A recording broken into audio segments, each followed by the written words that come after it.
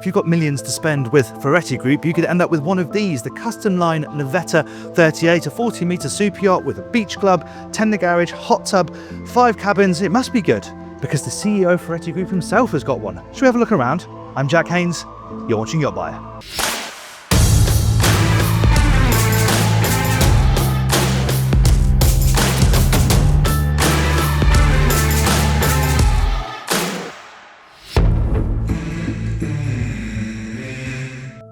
The 38 sits towards the top of the Navetta range with a length overall of 38.8 metres, a beam of 8 metres and a draft of 2.27 metres. Constructed from glass fibre, the yacht has a displacement of 200 tonnes and squeaks in at just under 300 gross tonnes. As I said in the intro, this particular yacht, dubbed Telli, belongs to Ferretti Group CEO Alberto Galley, which is interesting.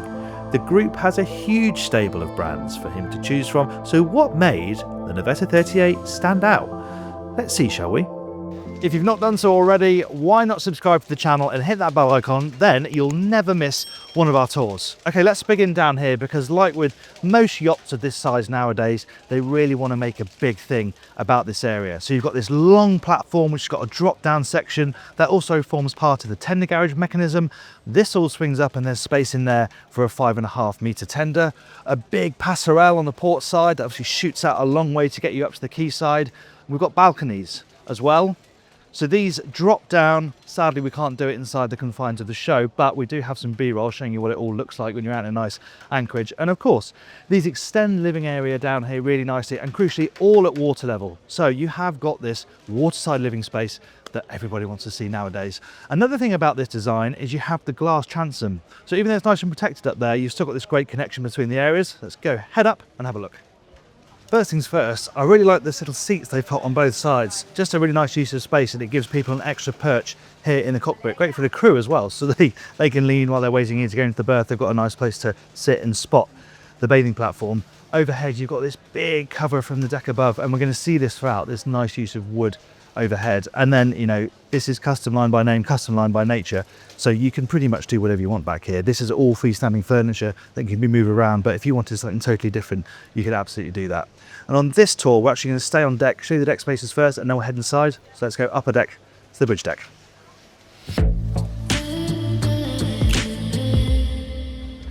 Up to bridge deck aft, a very important space. First of all, right at the back end of this deck, you've got this nice lounging area with the low coffee table. You've got some protection over here for some shade, but obviously you can really open this up to the elements if you want to. But more importantly, this functions as your outdoor dining space. You've got this lovely big table here, really well protected from the overhang to the sun deck above.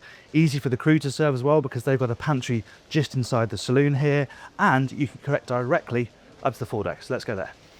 Access forward is really good. I like that it's not all stainless steel. You've got wood here, you've got wood overhead like back in the overhang there, and it all comes together very nicely indeed. There are sliding doors on both sides of the bridge saloon as well. And then we arrive at the bridge. We're going to go in there in a moment, but we are passing a wing station.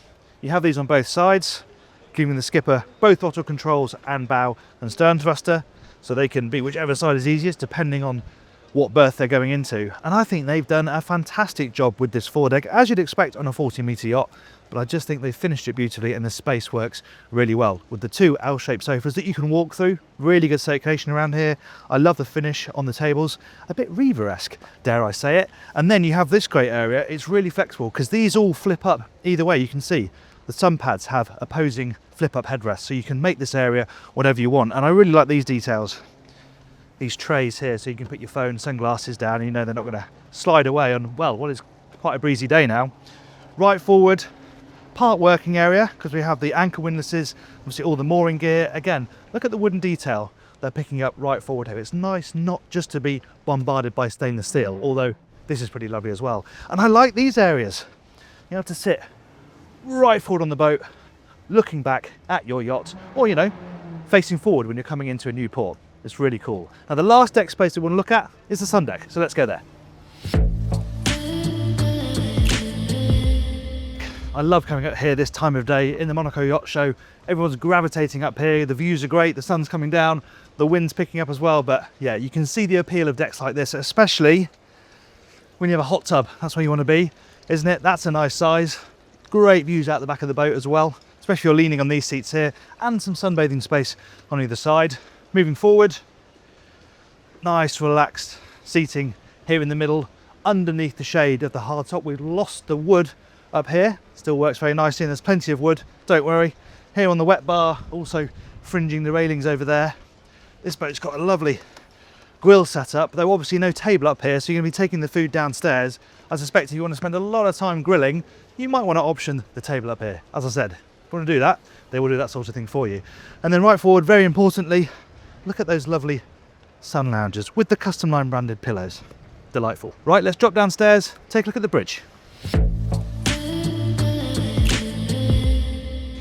Welcome to the bridge. I really like this space. I mean, they won't want to hear this, but it reminds me a little bit of the Bonetti Oasis 40 metre, which is no bad thing because that's a great design. You have this central pod. You've got your main screen, throttles, thruster controls, and all your systems controls. The leaning post as well, which is also a seat, so you can sit down. But I really like these cutouts, so you can come right forward, have a good peek over the bow, come and check out the screens on this side. Obviously, you've got the camera up at the moment, and the same one over there, but this is free if you want to do some paperwork. It just works really well, right in the middle, great view forward, everything easy to see. It's a great setup. Now she's got a pair of MAN 1400 horsepower engines, top speed is 15 knots, at 10 knots, at economic cruising speed, she'll do around 2,800 nautical miles, and she's double stabilised. She's got both a gyro for slow speed or zero speed stabilisation and fins for when you're on the move, so she should be rock steady. Aft of this, nice for the skipper, his cabin connects directly to the bridge. Reasonable space, this not an enormous bed, but not too bad. Window there as well, so the view's good, as is the natural light, and of course a private bathroom. And if we work around the other side, there's an access point back through a crew pantry, the bridge saloon. So let's head there. This is a nice big crew pantry actually, coffee machine and fridge space down here, staircase down to the rest of the crew accommodation, and then we come to the bridge saloon where we have those sliding doors on both sides. Nice comfortable L-shaped sofa, and this is a cosy place to come and watch a movie, isn't it? You've got the big TV up there again, another soundbar, a little bit of storage arranged down this side, and another sliding door. And I really like this detail. The use of wood in the ceilings is so good. This lighting as well really picks up all the detailing as it runs up to the middle. It's really nice. Obviously connects the bridge deck aft, which you saw earlier on. We move forward, have a day head on this deck, which is nice and convenient, and then down around the steps to the main deck.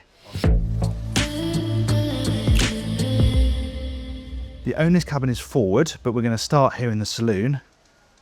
Big table, obviously, close to the galley. This is a crew passageway. The galley's on this deck and it connects down to the accommodation. We're going to do all of that later on, don't worry. But let me show you this saloon space. I really like the decor in here. It's light, and it's supposed to be because they really want the artwork to pop. They want quite a muted palette. You know, the flooring is light, overhead is light wood, the paneling, but it means that the artwork in here, which is pretty special, does really jump away from the walls. It's lovely. Sofa area here, that's opposite the TV, which swings down from the ceiling, and there's a lovely big Bang & Olufsen soundbar opposite. They've actually popped a little fridge in here. Of course, the galley's quite a long way forward, so you can get cold drinks if you're out in the cockpit. Lovely and bright in here as well. Obviously, it's got a bright decor, but the windows are very large, even with the curtains across. You've also got sliding doors, so you can, again, like upstairs, get in and out and get some natural air running through here. Something else I like, and this seems like quite a simple thing, and okay, guests probably aren't going to be using the lighting very much, but if they do, everything's labelled. So you know what's a spotlight, you know what's a strip LED, you can do the blinds and things from here, but you know exactly what they are. Often these are blank, and you're just stabbing away guessing at what you're doing with the lighting, so that just makes life a little bit easier. Let's head to the owner's cabin. Back through this passageway where we started with the stairs up to the bridge. Right forward you come to the owner's cabin. First things first, big walk-in storage on the inside here, and then a lovely long chaise long with some side tables on the starboard side and two big windows. So when you walk in here when you're out at sea, you're going to have great views out. Of course, there are electric blinds that drop down to give you some privacy. And then the cabin itself, huge space, full beam, great head height as well. And they brought through that sort of wood detailing that we've seen elsewhere. I really like the mix of colours and textures used behind the bed. Lovely big bed as well, with nice floating side tables. There's a bureau over there and even more storage, and then space up here for a big TV with the sound bars on the sides, built into the bulkhead, more of those nice switches that we saw over in the saloon. And then right forward, we find the bathroom. This is quite a familiar layout now on yachts like this. So you have separate sink and toilet on both sides, and then a big shared shower right in the middle. That's the owner's cabin then. Let's drop downstairs and take a look at the guest cabins. It's not often I get excited about banisters, but the way they've done this with the leather wrapped around it is really nice. It looks good and it feels lovely as you run down the stairs. The decor's lovely down here as well, and it's an interesting layout because you've got a good mix. You've got two doubles that are pretty much identical, a slightly bigger VIP double, and a twin with a Pullman, so pretty flexible sleeping space. Let's start in one of the doubles. These are identical, so I'll show you one of these. Lovely double bed, of course, this being a double, and you've got the nice floating bedside tables that you get up in the owner's cabin. Not quite as much walk-in storage, but still pretty good. Loads of hang space in there, drawers, some shelving too. Big window, obviously the blind's down at the moment, that's all electronically controlled, but that'll give you a nice amount of natural light when it's up. And then you've got your bureau with some more storage down here. And they have, of course, all got private bathrooms, and they're very nicely finished with a separate toilet and shower cubicle. Come with me and we'll take a look at the VIP. You cross this atrium to the VIP over here on the starboard side. It's not vastly different from the doubles. You just get a little bit more space at the end of the bed, so it's easy to move around, easy to get changed. Storage is over there on this one. And actually you have a TV neatly tucked away in this bureau here. So that pops up. It's not particularly quick, but you get the idea. That will raise right up. Blocks your window though, so if you don't want it, you can just drop it down. It is at least one touch, so you can let it do its thing while you get ready for bed. Bathroom. Yeah, similar to what we've seen thus far, you've got the sliding doors, so it does open up the space so it becomes part of the cabin. You're not just got this horrible facade blocking you in. But of course, you've got the separate toilet and shower cubicle, so privacy is pretty good. Right, let's head to the twin. And it's a very nice space too. Now, the interesting thing about this cabin is it has a Pullman berth. That's what these catchers are. This drops down, so you can sleep 3 people in here if you want charter use. That type of flexibility is really handy. It hasn't got a pop-up TV, but it has got one mounted on the wall over there with a wardrobe just on the other side of it. Nice big window as well, like the other cabins. And of course, our bathroom. You haven't got the split shower toilet here, but you have still got a nice big shower cubicle, big enough to have a seat in it. Toilet down there, all beautifully finished, as are the rest of the cabins. Okay, that's the guest accommodation. Let's head to the engine room. On the port side, there's access to both the crew space down there and the engine room. So let's start with the engine room. Now we have this intrusion, of course, because this is the tender garage, but don't worry, it doesn't impinge on the engine space. First thing, just to show you, is you have all the switchboard really nicely aligned down here, right at the bottom of the steps. You've also got secondary steering down here, so there's a failure from the helm. The engineer can take over down here, and they've got a screen down there too. And then forward, you come to the engine room itself. And yeah, despite that tender garage, this is where you feel a 40-meter yacht. You know, this engine room space is really, really good. You see the headroom here. You can see how much space there is around the engines as well. These brace bars, so if you are down here out at sea, you can keep yourself nice and steady. Everything is easy to get to. It's beautifully lit down here as well. So as an engineer, if you're making your inspections, certainly by eye, it's very comfortable to look down in the bilge. You can see the shaft really clearly. You've got generators on both sides that are very easy to get to. Yeah, it feels like a pretty easy boat to work on. And there's another access hatch as well. Of course, you've got that side deck, but there's another access point up to the cockpit from here, if you need to get here very quickly. And then through this door further forward is access to the crew accommodation. There's access on the same side deck into the crew accommodation. They have a passageway up to the deck above there. And then the galley is on the main deck, which is nice for chef to be up here with a nice view. It's not enormous, but they've used the space wisely. You've got a nice big induction cooktop there with some extraction overhead, oven underneath, big microwave over there, and you've got a dishwasher too, so a nice bit of countertop as well. And cooling space is good, American style fridge freezer over there. And then across the passageway is the stairway down to the crew accommodation. First things first, you come to the crew mess. So where they're going to sit and have their meals and relax when they're off shift. They've got a screen up here as well so they can see what's going on around the boat. They've got the galley up there, but they have a reasonable area here to prepare food down here, and they've got some storage space. This is also where you find the laundry, so not space for a separate laundry room on a boat like this, but a dedicated area down here so they can do the laundry. And then forward, you've got 3 bunk cabins. I'll show you this forward one. It's nice because you run up some steps, but headroom is still pretty good. A pair of bunks over on this side, but they've worked into the bedside tables so that even the person on the top bunk has got somewhere to put their stuff. There's a porthole in here as well, and then a separate bathroom, which you have with the other two cabins. And remember, you have got the captain's cabin up on the bridge as well.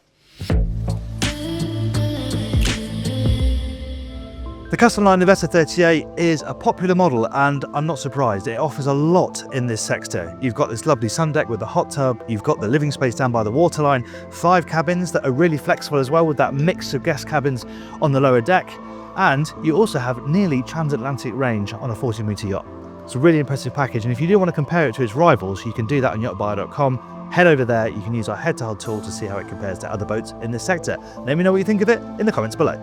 Thank you very much for watching that tour. I hope you enjoyed it. Please give the video a like if you did, and hit subscribe as well. And if you want more Ferretti Group content, how about our video of the Pershing GTX 116? I put that up there. Thanks very much for watching. I'm Jack Haines. This is YachtBuyer.